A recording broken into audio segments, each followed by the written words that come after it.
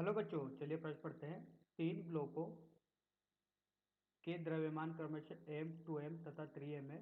m block पर ऊपर की ओर बल लगाने पर सभी गुटके का स्थिर वेग v से ऊपर की ओर गति करते हैं। 2m द्रव्यमान के ब्लॉक पर कुल बल कितना है? g गुरुत्वीय त्वरण है।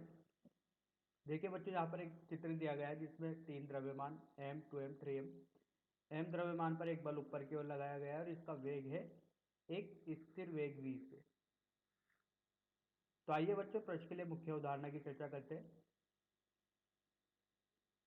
मुख्य अवधारणा की अगर बात की जाए तो बच्चों देखिए, यहाँ पर बात की जाए न्यूटन के द्वितीय नियम की। तो न्यूटन के द्वितीय नियम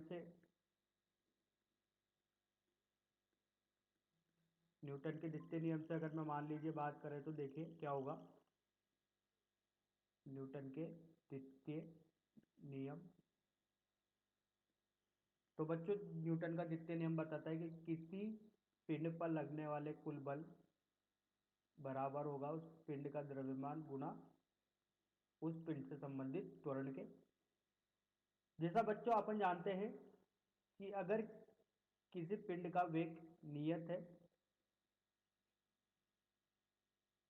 तो उसका त्वरण शून्य होगा, तो उस पर लगने वाला बल भी क्या होगा? शून्य होगा।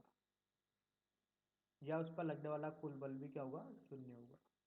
क्योंकि वेग नियत है तो त्वरण में यहाँ पर कोई परिवर्तन नहीं हो रहा। अगर त्वरण में कोई परिवर्तन नहीं हो रहा, इसका मतलब बोल सकते हैं कि त्वरण क्या है? शून्य है। और न्यूटन के द्वितीय नियम से अगर त्वरण शून्य है तो उस पर कुल बल भी क्या होगा? शून्य होगा। आइए बच्चों, अपने प्रश्न को हल करते हैं। देखिए चित्र में तीन ब्लॉक हैं और एक ब्लॉक पर एफ ऊपर लग रहा है। बोला गया है बच्चों एक स्थिर वेग v से। तो वेग कैसा है? स्थिर है। स्थिर वेग v है। इस स्थिति में त्वरण शून्य है, क्योंकि देखिए बच्चों a बराबर होता है डेल्टा v बटे डेल्टा टी। अगर वेग में ही कोई परिवर्तन नहीं हो रहा तो त्वरण उस गति के दौरान क्या रहता है? शून्य रहता है। तो न्यूटन की गति के द्वितीय नियम से अपन बोल सकते हैं कि किसी भी पिंड पर लगने वाला कुल बल होता है द्रव्यमान गुणा त्वरण। अगर त्वरण शून्य है तो कुल बल भी क्या होगा? शून्य होगा।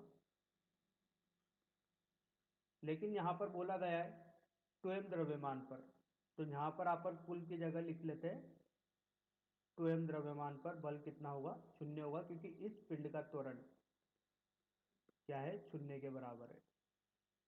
तो बच्चों यही अपना सही उत्तर है। कुल बल कितना है? शून्य। उस पर लगने वाला 2m द्रव्यमान पर शून्य है। आशा करता हूं आपको यह समझ में आया होगा। धन्यवाद।